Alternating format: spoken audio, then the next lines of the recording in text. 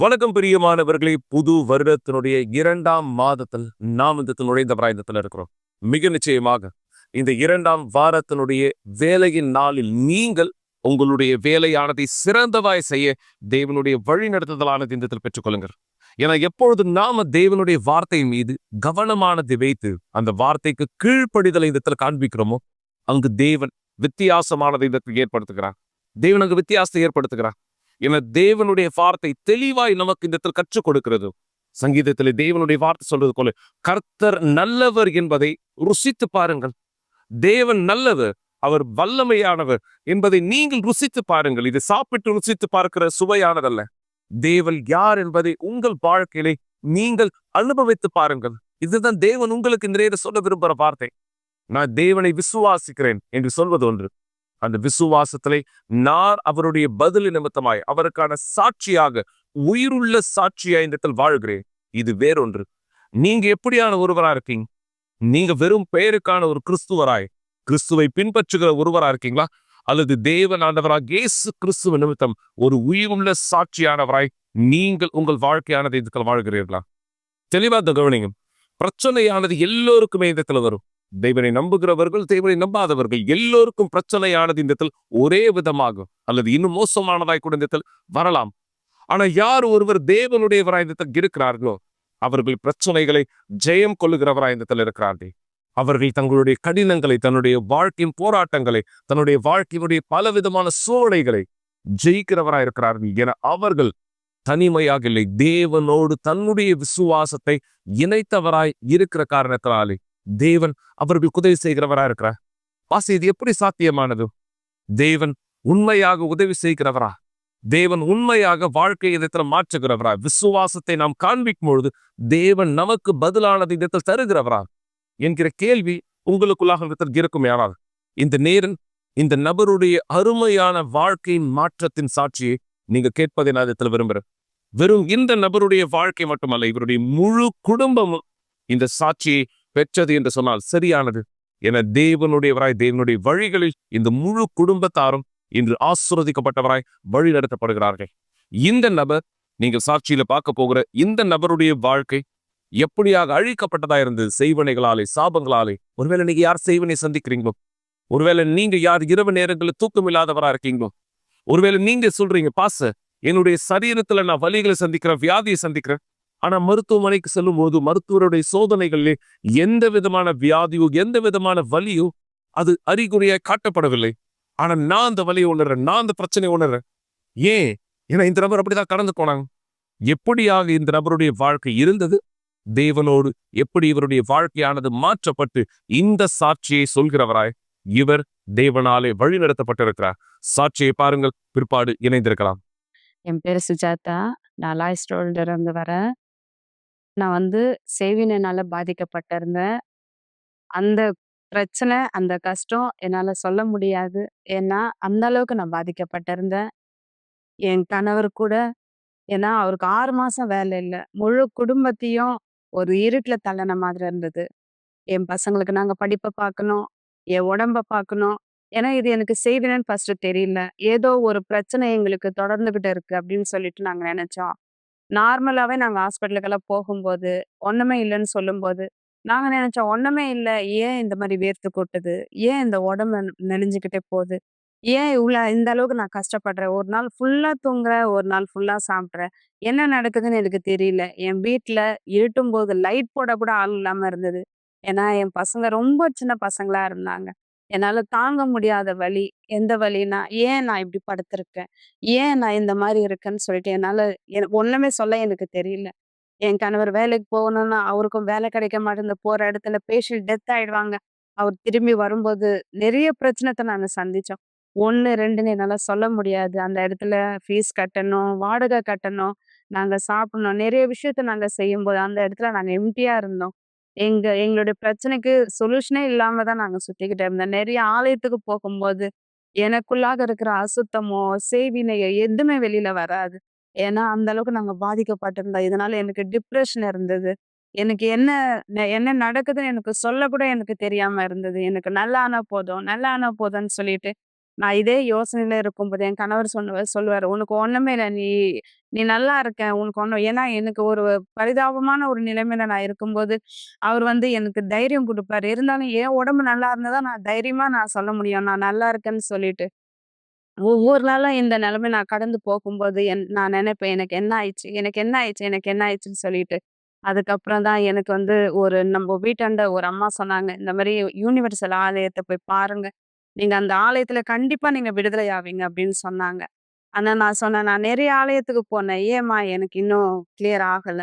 அந்த ஆலயத்துல மட்டும் எப்படி எனக்கு கிளியர் ஆகும்?" நான் கேட்டப்ப அவங்க சொன்னாங்க, "நீங்க ஒரு வெள்ளிக்கிழமை அன்னைக்கு சாயந்தரம் 7 மணிக்கு நீங்க போய் அந்த இடத்துல போங்க. அந்த இடத்துல உண்மையாவே நீங்க விடுதலை ஆவீங்க" அப்படின்னு அவங்க சொன்னாங்க.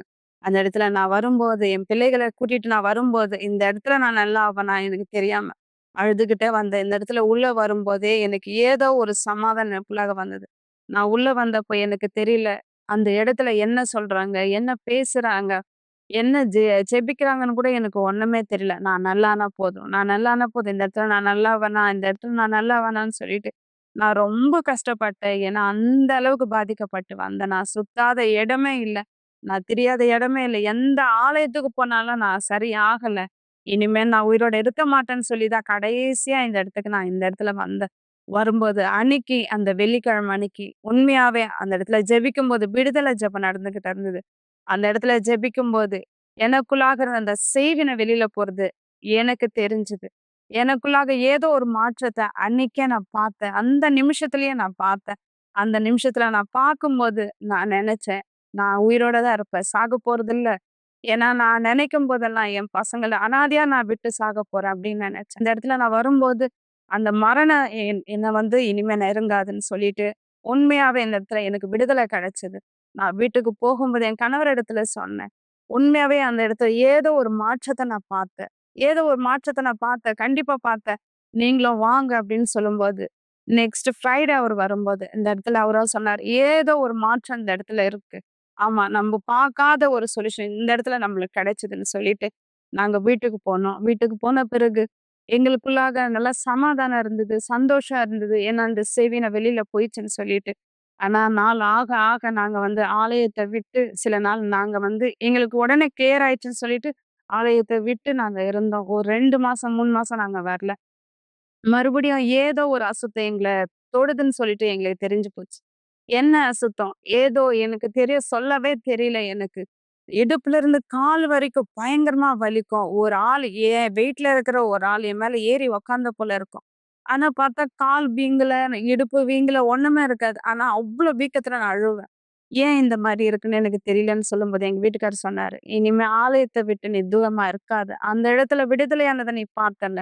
நீ மறுபடியும் நம்ம ஃபேமிலியா அந்த இடத்துக்கு நம்ம போலான்னு" சொல்லிட்டு நாங்க மறுபடியும் வந்தோம். வரும்போது நான் பாஸ்டர் இடத்துல பேசினேன். "பாஸ்டர், எனக்கு விடுதலை ஆனது நடந்தது. நான் நான் குணமாயி நான் வீட்டுக்கு போனேன். ஒரு 2 மாசம் நான் வரல. அதோட போயிடுச்சுன்னு நான் நெனச்சேன். மறுபடியும் டிஃப்ரெண்ட்டா ஒரு ஒரு வலி எனக்குள்ளாக வந்தது. என்னால தாங்க முடியல. எதனாலன்னு சொல்லும்போது, பாஸ்டர் என்கிட்ட பேசினாரு. "நீ மறுபடியும் ஞாயிற்றுக்கிழமை வாம்மா" அப்படின்னு சொன்னாரு. நான் ஞாயிற்றுக்கிழமை வரும்போது, இந்த இடத்துல பாஸ்டர் இந்த இடத்துல பேசினது, "உனக்குள்ளாக இந்த செய்வினை வருதுன்னா, உனக்குள்ளாக தேவ ஆவியானவர் இருக்கும்போது, இனிமே இந்த செய்வினை உன்ன தொடராது" அப்படின்னு சொன்னாங்க. அப்புறம் நான் ஞாயிற்றுக்கிழமை வர்றதுக்கு நான் டிசைட் ஆனேன். என் குடும்பத்தோட நாங்க ஞாயிற்றுக்கிழமை வரும்போது, உண்மையாவே எங்களுக்குள்ளாக இருந்த அந்த செய்வினம் முழுமையா வெள்ளி, ஞாயிறு நாங்க வரும்போது முழுமையா எங்களுக்குள்ளாக கிளியர் ஆனது. ஆனா எனக்கு சொல்ல தெரியல. அவ்ளோ சந்தோஷம் எனக்குள்ளாக இருந்தது. எத்தன ஆலயத்தன சொல்லப்போனா நீலாங்கரை வரைக்கும் நாங்க போய்க்கிட்டு வந்தோம். இந்த இடத்துல குணமாகுமா? இந்த இடத்துல குணமாகுமா? இந்த இடத்துல தீர்க்க தரிசனம் வருமா? இந்த இடத்துல ஒரு போதகர் என் தலைமையில கை வைப்பாரான்னு. ஆனா இல்ல. இந்த இடத்துல வரும்போது யுனிவர்சல் ஆலயத்துக்கு வரும்போது, இனி மீண்டும் என்னிடத்துல செய்வின கிடையாது.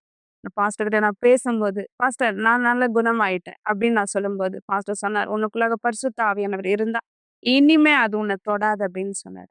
அப்போ மறுபடியும் நான் பிரேயர் பண்ணேன். தேவனே எனக்குள்ளாக உம்முடைய ஆவி எனக்கு வேணும்னு சொல்லி. நான் பிரேயர் பண்ணும்போது ராத்திரி 1:30 மணிக்கு எந்திரிச்சு அழுது பிரேயர் பண்ணேன். இந்த வலி, இந்த வேதனை என்னால தாங்க முடியல. வெளிய ஒரு ஆள் எனக்கு செய்வினை செஞ்சா பரவால்ல. வீட்ல இருக்கிறவங்களே என்ன இந்த மாரி கஷ்டப்படுத்துறாங்க தேவனே. நீங்க எனக்குள்ளாக வரலன்னா, என்னால எப்படி இந்த விஷயத்த நான் ஜெயிக்க முடியும்? என் பசங்க சின்ன பசங்களா இருக்காங்க. நாங்க எப்படி ஒரு சந்தோஷமான வாழ்க்கை வாழ முடியும்னு சொல்லிட்டு, அந்த இடத்துல கண்ணீரோட நான் ஜெபிச்சேன். கண்ணீரோட நான் ஜெபிக்கும்போது எனக்குள்ளாக தேவ ஆவியானவர் வந்தார். அவர் வரும்போது ஒரு சமாதானத்த, ஒரு சந்தோஷத்த நான் பார்த்தேன். அது எந்த அளவுக்குன்னா, என் வாழ்க்கையில அந்த மாரி சந்தோஷத்த நான் எப்பவுமே பார்த்தது கிடையாது.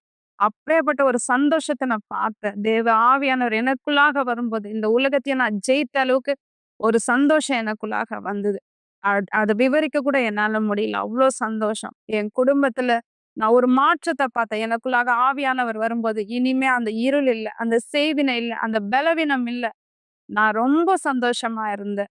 அந்த நேரத்துல என் குடும்பம் முழுவதும் தேவனுடைய ஆலயத்துக்கு வந்துகிட்டு இருக்கும்போது, பரிசுத்த ஆவியானவர் எனக்குள்ளாக இருக்கும்போது, என் பொண்ணுக்கு ஒரு 17 வயசு இருக்கும். அந்த 17 வயசு பொண்ணுக்கு ரோட்ல ஆக்சிடென்ட் நடந்தது. பாப்பா ரோடு கிராஸ் பண்ணும்போது, ஒரு ஷேர் ஆட்டோ மாரி வந்து, அந்த ஷீட் கட்டிக்கிட்டு வந்து என் பொண்ணுடைய கழுத்துல விழுந்து, ஒரு துளி, ஒரு நூல் அளவுல அவ இறக்க வேண்டியதா இருந்தது. அந்த இடத்துல எ எங்க பாப்பாவ இன்னொருத்தவங்க கூட்டிட்டு போயிட்டு ஹாஸ்பிட்டல்ல போட்டாங்க. எனக்கு தெரியாது. நான் அந்த இடத்துல வீட்ல இருந்த ஒருத்தவங்க வந்து எனக்கு சொன்னாங்க, "உங்க பாப்பாக்கு ஆக்சிடென்ட் ஆயிடுச்சுன்னு" சொன்னதும் என் பையன் ஓடி பார்த்தப்போ, அவன் ரொம்ப அழுதுட்டான். ஃபுல்லா பிளட்டு. ஃபுல்லா சுடிதார் ஃபுல்லாவே பிளட்டா இருந்தது. என் வீட்டுக்கு என் பையன் வந்து, "அம்மா வாம்மா, பாப்பாவ ஹாஸ்பிட்டல்ல சேர்த்துருக்காங்க. வா வான்னு" சொல்லும்போது, நான் "என்ன ஆயிடுச்சு?" அப்படின்னு கேட்டேன். அவனுக்கு சொல்ல வரல. ஏன்னா ஃபர்ஸ்ட் டைம் எங்க வீட்லயே அந்த மாரி ஆக்சிடென்ட் ஆன ஒரு விஷயம். அந்த இடத்துல என் என் பையன் சொல்லும்போது நான் கேட்டேன், "அவ உயிரோட இருக்காளா? அவ உயிரோட இருக்காளா?" அது மட்டும் சொல்லுனா, அவனுக்கு அது கூட வாய் வரல. நான் போகும்போது, வண்டியில ஏறி நான் போகும்போது, தேவனிடத்துல ஒரே ஒரு விஷயத்த கேட்டேன். "தேவனே, நீங்க எனக்கு அநியாயத்த செய்ய மாட்டீங்க. நீங்க எனக்கு ஒருபோதும் அநியாயத்த செய்ய மாட்டீங்க. எனக்கு துரோகத்த செய்ய மாட்டீங்க. நான் நம்புறேன் என் பொண்ணு உயிரோட இருக்குன்னு சொல்லிட்டு." அப்படின்னு சொல்லி நான் உள்ள போகும்போது, என் பொண்ண நான் அப்படியே எட்டி பார்த்துக்கிட்டு போனேன். "என் பொண்ணு இருக்காளா?" அப்படின்னு சொல்லிட்டு. நான் போகும்போது என் பொண்ணு நர்ஸ் கூட பேசிட்டு இருந்தா. "ஆண்டி எனக்கு வலிக்குது" அப்படின்னு சொல்லிட்டு. பார்த்தா கன்னத்துல ஃபுல்லா இந்த இடத்துல இருந்து அப்படியே ஃபுல்லாவே கட் ஆயிருந்தது. எனக்கு என்ன சொல்லணும்னு தெரியல. இந்த இடத்துல இந்த இடமும் அப்படியே ஓப்பன் ஆயிருந்தது. 17 வயசு ஒரு பாப்பா. நான் என்ன பண்ண முடியும்? உடனே நான் வந்து அ அழல. என் பாப்பா கிட்ட போயிட்டு நான் பார்த்துதான், "நீ உயிரோட இருக்கிறியா?" எனக்கு அது போதும். நான் என் பாப்பா கிட்ட சொன்ன ஒரே வார்த்தை என்ன தெரியுமா? "அம்மா, நீ இன்னும் தேவன் இடத்துல கிட்ட வரலன்னா, ஒருவேள இது ஒரு சமயமா இருக்கும்.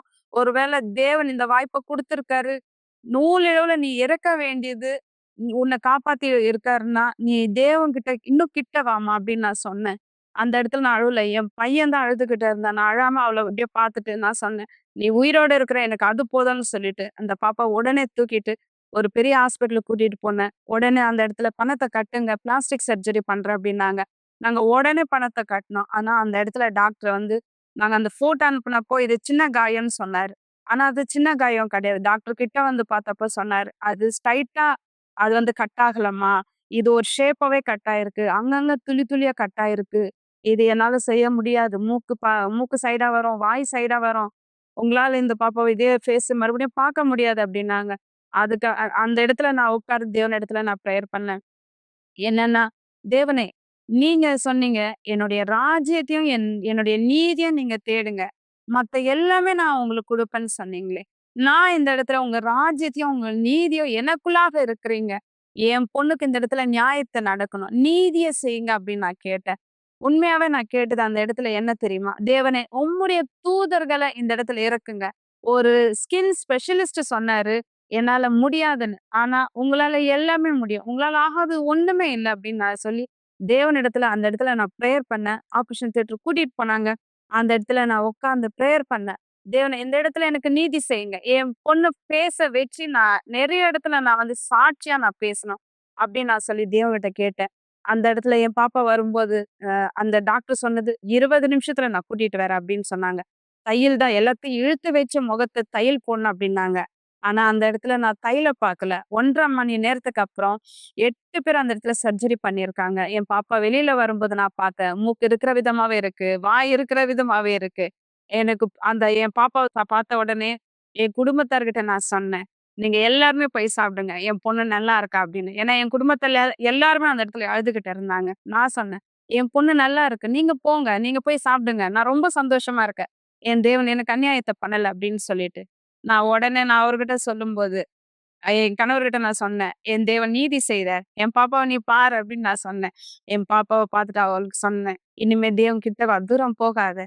ஏன்னா நாங்க கிட்ட வரும்போது, அவருடைய ஆவியானவர் எங்களுக்குள்ளாக வரும்போது, நாங்க எவ்வளோ சந்தோஷமா இருக்கோம். இன்னைக்கு நீ இறக்க வேண்டிய நிலைமை. ஆனா உன்ன உயிரோட குடுத்துருக்காங்க. அதனால நீ இனிமே தேவனை விட்டு விலகி போகாதம்மா" அப்படின்னு சொன்னேன்.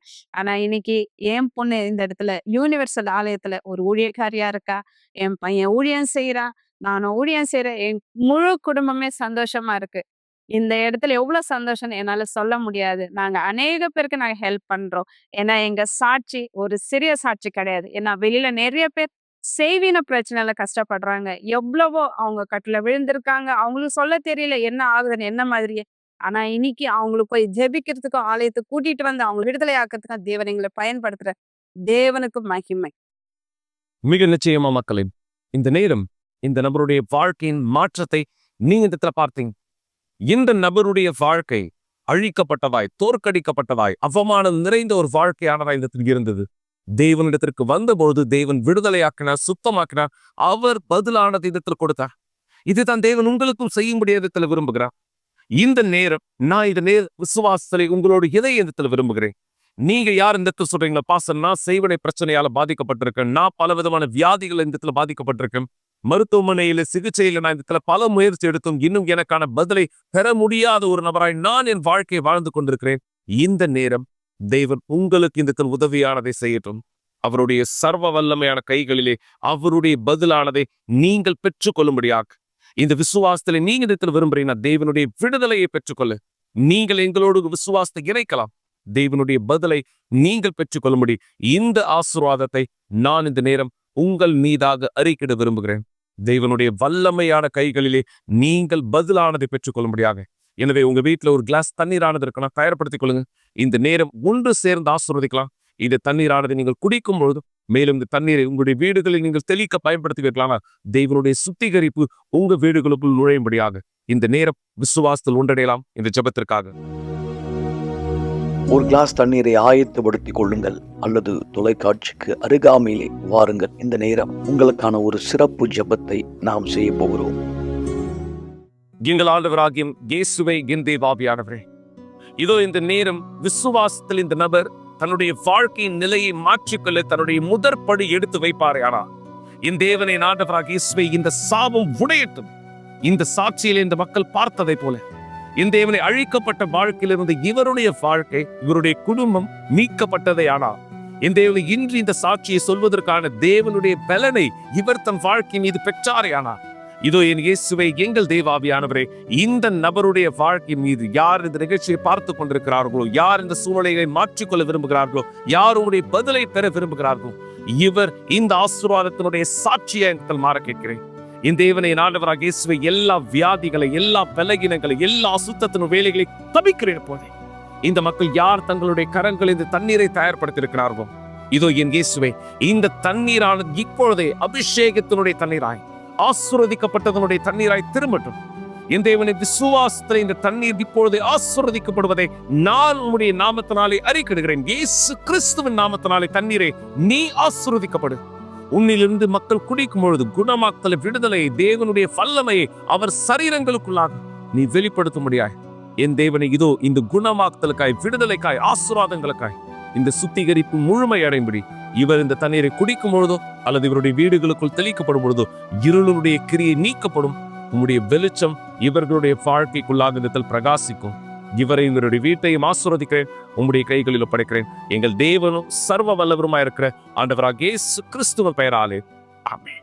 ஆமென். தேவனுடைய விடுதலை பெற்றுக்கொள்ளும் மக்களே, இந்த தண்ணீர் நீங்க குடிக்கும் பொழுதோ அல்லது உங்க வீடுகளை தெளிக்கும் பொழுதோ தேவனுடைய சுத்திகரிப்பு உங்க வாழ்க்கையின் மீது முழுமை அடையும். என தேவன் வாக்களித்தார். அந்த வாக்கு தத்தமானது நிறைவேற்றப்படக்கூடியதா இந்த இடத்துல இருக்கு. ஆம், தேவன் உங்க வாழ்க்கை இந்த இடத்துல அதி அற்புதமான விதத்திலே மாற்ற விருப்பமுள்ள தேவனா இந்த இடத்துல இருக்கிறார். அவர் நேற்றும் இன்றும் என்றும் மாறாதவராய் உங்களுடைய வாழ்க்கையிலே இன்றும் அதிசயங்களை செய்கிறவராய் இந்த இடத்துல இருக்கிறார். இந்த நபர் தன்னுடைய வாழ்க்கையிலே, தன்னுடைய குடும்பத்துக்குள்ளே, தன்னுடைய மகளுடைய வாழ்க்கைக்குள்ளே பார்த்த சாட்சியை போல தேவன் உங்களையும் இந்த சாட்சியை மாற்ற விரும்புகிறார். ஸ்கிரீன்ல பார்க்கிற இந்த தொலைபேசி எண்கள் இப்பொழுது கூட நீங்க இங்கே தொடர்பு கொள்ளலாம்.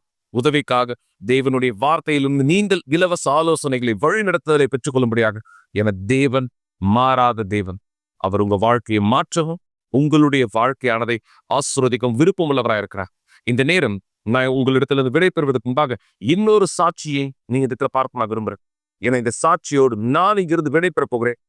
இந்த நபருடைய வாழ்க்கையிலே தேவன் நுழைந்தார், அவருடைய வேலையானதை செய்தார். தேவன் உங்க வாழ்க்கைக்குள்ள நுழைய முடியும், அவர் உங்க வாழ்க்கையை மாற்ற முடியும், விடுதலை உங்களுடைய வாழ்க்கையிலும் முழுமையாக்கப்பட முடியும். எனவே உங்க பிரச்சனையை எடுத்து வைங்க. தேவனுடைய வழிகளை உங்க வாழ்க்கையின் பிரதானப்படுத்தணும். அவர் உங்களுடைய வாழ்க்கைக்குள்ளாக அதி அற்புதமான காரியத்தை செய்வார். இந்த சாட்சியை இந்த பாருங்க. நாளை மீண்டும் இதே விசுவாச நிகழ்ச்சியிலே இணைந்தவராயிருக்கிறேன். தேவன் உங்களை ஆசீர்வதிப்பாராக. இயேசுவின் பெயராலே.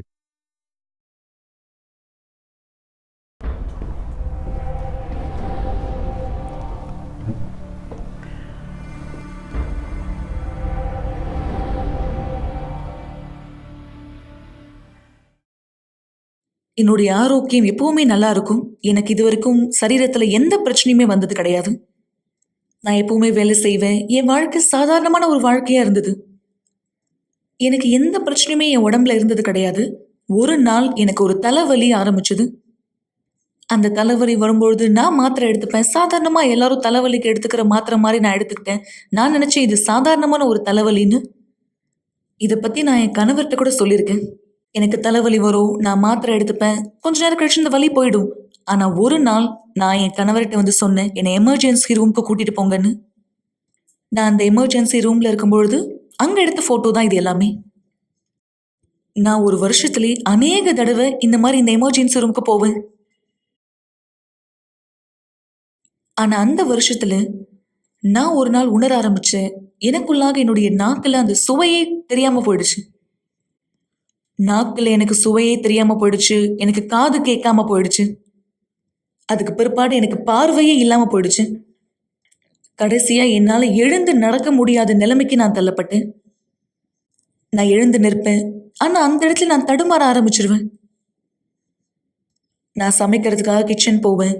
நான் வந்து சாப்பிடணும்னு நினைப்பேன், ஆனா என்னுடைய வயிற்றுல நான் சாப்பிட்றது எதுவுமே நிற்காது. நான் கிச்சனுக்கு போகும்பொழுது நான் செவரை பிடிச்சிட்டே இல்லை டேபிளில் பிடிச்சிட்டே தான் நடப்பேன். அந்த ஸ்டவ் கிட்ட போகிற வரைக்கும், கிச்சனுக்குள்ளே போகிற வரைக்கும் நான் இப்படி தான் நடந்தேன். நான் சமைக்கும் பொழுது பக்கத்தில் இருக்க அந்த சிங்க் அது பக்கத்தில் சாஞ்சு நிற்பேன், நான் கீழே விழுந்துடாமல் இருக்கிறதுக்காக. என்னுடைய வேலையினால நான் அவங்களோட இருக்க முடியாது. சில நேரத்தில் அவங்க வீட்டில் தனியாக தான் இருப்பாங்க. அங்கே யாருமே அவங்களோட இருக்க மாட்டாங்க. சில நேரத்தில் யாராவது வந்து அவங்கள பார்த்துட்டு வேணால் போவாங்க. நான் வேலையை முடித்து பிரயாணம் செஞ்சு வர்றதுக்கு ஒரு 3-4 நாள் ஆகும். நான் திரும்பி வரும்போது என்னுடைய மனைவியை நான் ஹாஸ்பிட்டலுக்கு கொண்டு போவேன். கொண்டு போகும்போது கூட அவங்க உடம்புல சக்தி இருக்காது, அவங்களால நடக்க முடியாது. எனக்கு தேவையானது எல்லாமே என் மனைவிக்கு என்ன ஆகுது? நீங்கள் கற்பனை செய்து பார்க்கக்கூடிய அளவுக்கு எல்லா டெஸ்ட்டுமே நான் எடுத்துட்டேன். நான் அந்த நேரம் APPM electro cardiogram blood test எடுத்துட்டேன். எல்லா விதமான டெஸ்ட்டும் எடுத்தேன். HIV டெஸ்ட் கூட எடுத்தேன், எனக்குள்ள என்ன தப்பு நடக்குதுன்னு பார்க்கறதுக்காக. ஆனா எதையுமே என்னால் கண்டுபிடிக்க முடியல. ஒரு நாள் டாக்டர் சொல்லியிருந்தார், MRI ஸ்கேன் உங்களுக்கு எடுக்கணும் அப்படின்னு. என் முதுகுல நிறைய வலி எனக்கு ஏற்பட்டது. நான் நினைச்சேன் இது சாதாரணமான ஒரு முதுகு வலிதான்னு. என் தலைவலியோட சேர்த்து இந்த வலி எனக்கு மிகப்பெரிய வலியை கொடுத்தது. எனக்கு சரியா தூக்கம் வராது, என்னால தூங்கவே முடியாது. நான் தூங்க போனா கூட அது விடிய காலம் 4 மணியா இருக்கும். நான் தூங்கும்பொழுது ஒரு வினோதமான நிலையில படுத்து தூங்குவேன். நான் சேர்ல உட்காந்துட்டு என்னுடைய காலை பெட்ல நீட்டிட்டு தான் தூங்குவேன். அது மட்டும்தான் எனக்கான சரியான நிலையை போல தோணுச்சு, என்னுடைய தலையை பின்னாடி சாய்ச்சிக்கிறதுக்காக. தலகாணி வச்சு என்னால் படுக்க முடியாது. அப்படி நான் படுத்தேன்னா என்னுடைய பின்புறம் இருக்க தலையில பயங்கரமான வலி ஏற்படும். டாக்டர் சொல்லியிருந்தாரு, நீங்க வந்து MRI ஸ்கேன் எடுக்கணும் அப்படின்னு. நான் அந்த ஸ்கேன் எடுத்து நரம்பு சம்மந்தப்பட்ட டாக்டரை பார்க்கும்படியாக நான் அப்பாயின்மெண்ட் வாங்கினேன். அப்ப அவர் எனக்கு சொல்லியிருந்தாரு, எனக்கு ஒரு கட்டி வந்திருக்கு அப்படின்னு. அதோடைய பேர் மெனின்கியோமான்னு சொல்லியிருந்தாரு.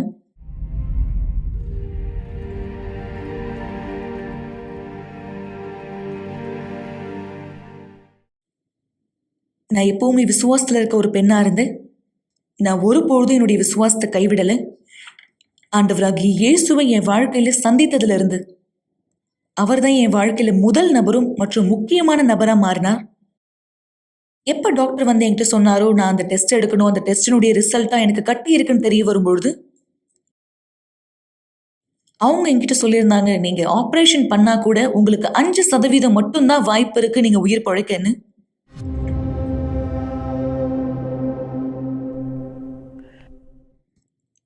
அவங்க என்கிட்ட சொல்லியிருந்தாங்க, நீங்க ஆபரேஷன் பண்ணிக்கிட்டா கூட அதுக்கு பிற்பாடு நிறைய பாதிப்புகள் உங்களுக்கு வர ஆரம்பிக்கும்னு. அதுக்கு பிற்பாடு என்னால எதுவுமே செய்ய முடியாதுன்னு அவங்க சொன்னாங்க. என்னுடைய செயல்களை என்னால செய்ய முடியாது, என்னால கேட்க முடியாது, அந்த சுவை எனக்கு மீண்டும் வராதுன்னு சொன்னாங்க. ஆனா நான் உங்ககிட்ட சொன்னேன், நான் இறந்து போக மாட்டேன் மற்றும் எதுவுமே எனக்கு நடக்காதுன்னு. ஏன்னா உயிருள்ள தேவனை நான் சேவிக்கிறேன். எனக்கு நினைவு இருக்கு, என்னுடைய மனைவியை பார்க்க வேண்டிய நேரத்தில் வேறு ஒரு பேஷண்ட்ஸை பார்க்க போவாங்க டாக்டர்ஸ். ரிப்போர்ட்டில் அவங்களுடைய பேரு கீழே வந்து ஒரு சிவப்பு நேரத்தில் ஒரு கோடு கிழிப்பாங்க. இது எப்படின்னா எப்படி இருந்தாலும் இவங்க இறந்துட போகிறாங்க.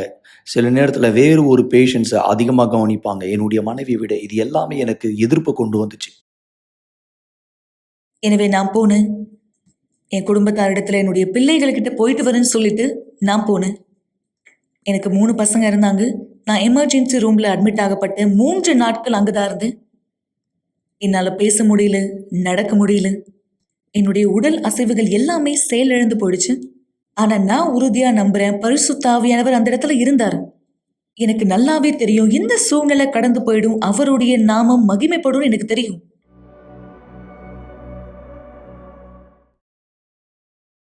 நான் உடம்பு சரியில்லாம இருந்த அந்த நேரம் பிசாசு எப்பவுமே யோசனையை கொண்டு வருவான், உன்னால இதை ஜெயித்து வரவே முடியாதுன்னு.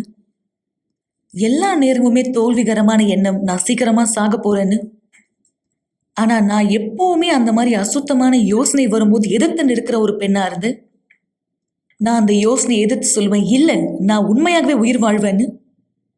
தேவனுடைய நாமத்தை நான் என் வாழ்க்கையில மகிமைப்படுத்துவேன். பரிசுத்த ஆவியானவர் எனக்குள்ள இருப்பாருன்னு நான் சொன்னேன். எனக்குள்ளாக பரிசுத்த ஆவியானவர் இருந்தா நான் ஏன் இந்த சூழ்நிலையை ஏற்றுக்கொள்ளணும்? 3 நாளுக்கு பிற்பாடு நான் ரெட் ஜோன் எமர்ஜென்சி ரூம்ல அட்மிட் ஆயிருந்தேன். டாக்டர் வந்தாரு. அவர் சொன்னாரு, இப்ப எனக்கு அவரை சிகிச்சை செய்ய போறாருன்னு.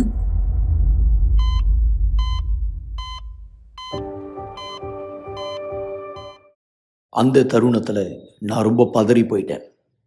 பரிசுத்த ஆவி தான் வந்து எனக்கு பலன் கொடுத்தார். அந்த நேரத்தில் ஆலயத்தில் இஸ்ரவேல் சிறப்பு நிகழ்ச்சி போய் கொண்டிருந்தது. நான் அந்த வாய்ப்பை எடுத்துக்கொண்டேன். நான் இவங்க கிட்ட எதுவுமே சொல்லலை, ஏன்னா அந்த நேரம் இவங்களுக்கு காது கூட கேட்காம இருந்துச்சு. அந்த நேரத்தை பார்த்து நான் பீடத்து மேலே ஏறின முழு பலத்தோட ஆண்டவரை சோதிக்க. பீடத்து மேலே ஏறி நான் கேட்டது, ஆண்டவரே இவங்களை குணப்படுத்துங்க. பீடத்தில் ஏறி இறங்கின உடனே தேவன் எனக்கு பதில் கொடுத்தார்.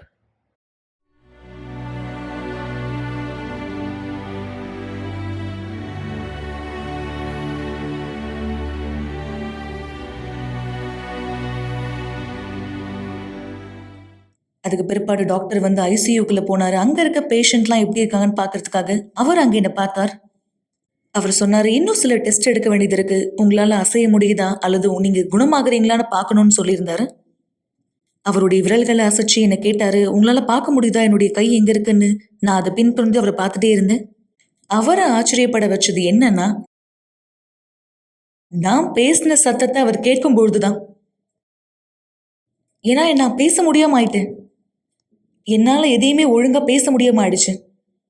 அவர் அந்த நேரம் சொன்னாரு, சரி நீங்க சரியாயிட்டீங்க, நீங்க உண்மையாகவே முழுமையா குணமாயிட்டீங்கன்னு சொன்னாரு.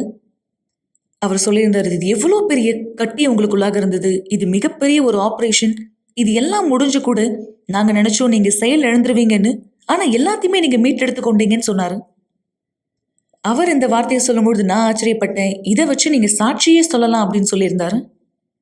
நான் நடக்க ஆரம்பிக்கும் பொழுது அங்கிருந்த பிசியோதெரபிஸ்ட் என்னை பார்த்து ஆச்சரியம் அடைந்தாங்க. ஏன்னா ஒருத்தவங்களுக்கு மூளையில கட்டி வந்திருந்ததுன்னா ஒரே இரவுல எல்லாவற்றையும் அவங்க மீண்டுமாக எடுக்க முடியாது.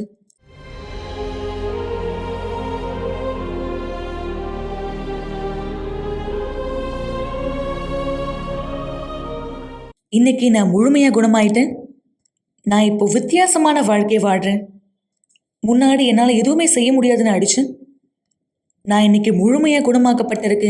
நான் எதெல்லாம் இழந்து போடணும், என்னென்ன செயல்கள் என் உடம்புல இழந்து போடணும், எல்லாவற்றையும் நான் திரும்ப பெற்றுக்கொண்டேன்.